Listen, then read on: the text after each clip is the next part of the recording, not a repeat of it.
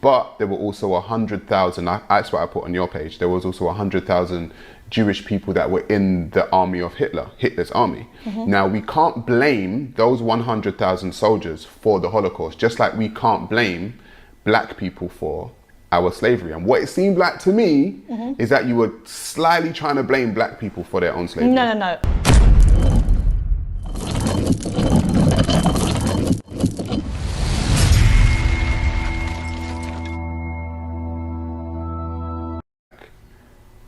Black people lived back then, or the general community talk about the past more so than focus on the future. It's not even just the past, it's the negative past. We need to know our history. Right. We need to know it. But I feel like when you get a wound and you know the wound is there, and it's important to know your wound is there, but it's important to let it heal so then that arm that has the wound can function again. Right. And I think what we've got used to is seeing the wound, babying the wound, picking the wound, and never allowing it to heal. So we can't function. We can't use that arm anymore because it's constantly an open sore. I agree, you know. I actually think, I said before, black people need to know their history but not linger on it. And if you're not, I never start my history from slavery. That's just me, because I've studied African history.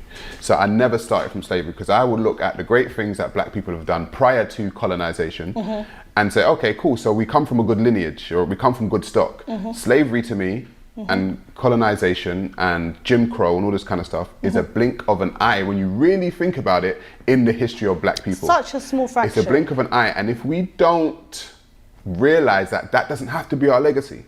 Like, we seem to think that that is our legacy, where we can do much more. And it's true. I believe that we do pick at that wound. And the thing is, when you say that though, now you're a coon, now you're an Uncle Tom, you're trying to let people forget the past. I don't want people to forget the past. I really don't. But I don't want people to linger on the past. That's for me. Do you know what it is for me? My thing is, okay, there's new things that people are finding out, you know? Like even me, for example, the whole Leopold and Congo and all that, I only found that out a few years ago. Oh, wow. Okay. Yeah. Find out what Leopold did. 25 million people killed in Congo. Hands chopped off and chocolate bars made in the form of hands.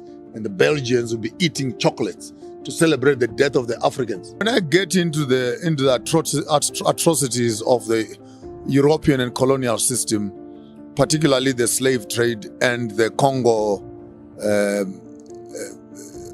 genocide, I actually get upset. Ask me why. Why?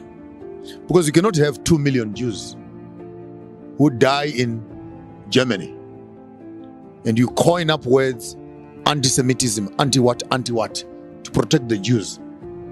And you look over your shoulder, you have more than 100 million blacks who have died and have been killed. And there's no one who has come up with the concept of anti-black. And Jews are allowed to celebrate. And if you say anything against the Jews, then you are labeled as anti-Semitic. But can't black people do the same thing? We don't have control over the system that narrates this story, so that we can actually begin to say, you cannot say to me 2 million Jews, whether it is true or it is exaggerated. That's a conversation for another day. But 2 million Jews die. Hitler is the most horrible man. Leopold kills 20 million Africans, and he's still not the most West man that ever lived. Can you process that? Hitler kills 2 million white people. He's the most evil man that ever lived. Leopold kills 20 million Africans. He still does not appear on the list of the most wicked people that ever lived on the earth. There must be something wrong with this narrative. The depths of it. And I'm not gonna, start to read an article like that and be like, oh, I don't need to know my past. It's good to know new things about that era. But at the same time, I ask people, what does it do? Because if it awakens an emotion in you that is filled with hate, bitter, how does that help you? Because logical, strategic planning can't come from an individual that's filled with emotion. I agree. So if we are going around in this circle constantly like we were slaves, this is what they did to us, blah, blah, blah, blah, blah, when are we actually going to say, okay, let's pause what happened, how can we make our future great? What did you say about slavery the other day? Because it went a bit controversial with talking about black people being involved in slavery the other day. Well, they were. Right. So I remember I put a comment on your page because you said that there were black people involved in slavery. However, right, my thing is, there were thousands of black people involved in both the Arab slave trade and the European slave trade. But there were also 100,000, that's what I put on your page, there was also 100,000 Jewish people that were in the army of Hitler's army. Now, we can't blame those 100,000 soldiers for the Holocaust, just like we can't blame black people for our slavery. And what it seemed like to me is that you were slyly trying to blame black people for their own slavery. No. I wasn't blaming black people for slavery.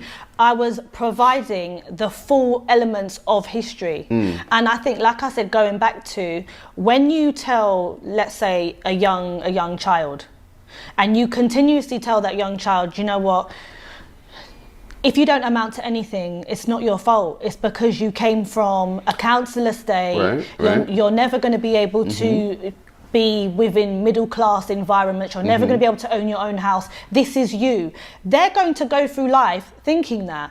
So I think when we don't realize and see how the world operates economically, even from a historical standpoint, we're always just going to think, we were weak and that's how we were captured. I was looking at it from the point of view, let's think about this. Even now, we're massively driven in terms of, economically. You always hear within the black community, be your own boss, entrepreneurs, get the bag. Africans are ostentatious. They like lots of like gold and glamour. So look at it from a different point of view. Don't look at it, we were just automatic victims. Maybe there were some entrepreneurs that saw that, okay, we don't like that tribe anyway, let's make money instead of just imprisoning them or killing them like we usually do. This white guy said we can sell them and make money from it. I'm not saying it's right, but I'm saying we need to look at it from a different standpoint. I would have to correct that history and say what happened when there were a lot of Africans who didn't know. You see, Africans had an indentured servitude. There was 100% that there were Africans that had quote unquote slaves, indentured servants, right? And they didn't know the brutality of what was going to happen when they got here. So when they're selling these other prisoners of war, because they had tribal wars and whatever, and were selling their prisoners of war, they didn't know that people were going to be branded and castrated and raped. Okay, so let me ask you a question then. If they didn't know, and I'm not saying they would, there was probably so many elements as to why they didn't. Maybe even the white man didn't know of what level they were going to use these black people. It was a very new concept. I'll tell you why it wasn't a new concept, because the Arabs did it first, and the Arabs. I'm talking about Europe. Yeah, but European slavery only was available to happen because of the But Arab it wasn't slavery. exactly the same sort of slavery. In the magnitude we're looking at, the transatlantic slavery. It wasn't. No, they did travel across Sahara into India. They did castrate. They did chain them. They did brand them. But they did that at Castle in Ghana.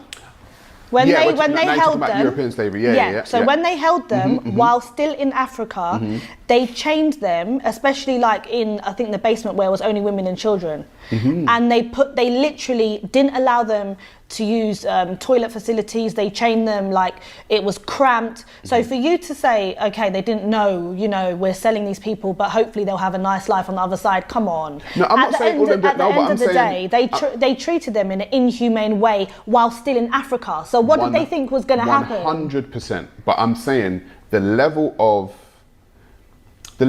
like you saw Leopold. You spoke about King Leopold. Yeah. That level of brutality, is different level. Now, I don't know, and obviously I can't go back into the minds of people back then, but I don't know if people knew the level of brutality that would come upon them.